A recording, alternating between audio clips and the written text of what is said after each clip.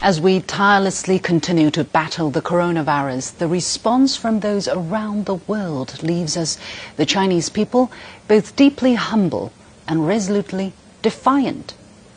Let me start by acknowledging the unprecedented outpouring of generosity and kindness from people around the world.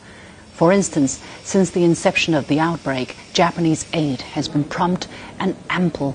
1 million face masks donated by people in Japan were among the first batch of foreign aid to arrive in China.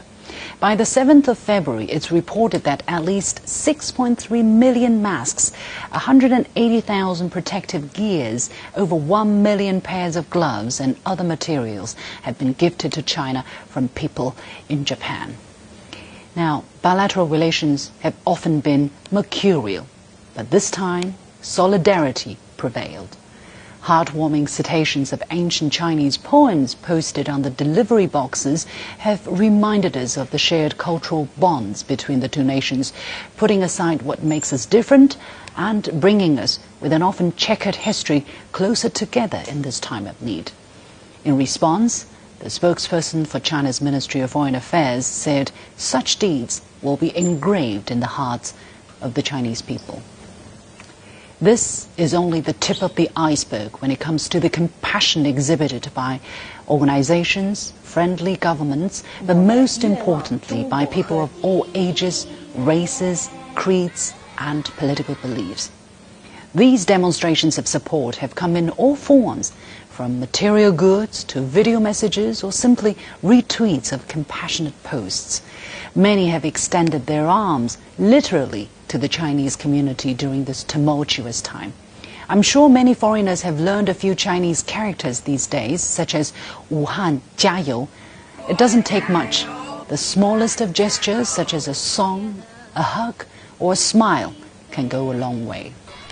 These images have been circulated across China on national television and social media.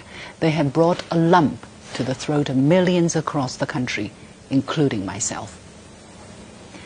However, such support has not been universal. Ugly rhetoric, especially racism, have reared their head above the parapet.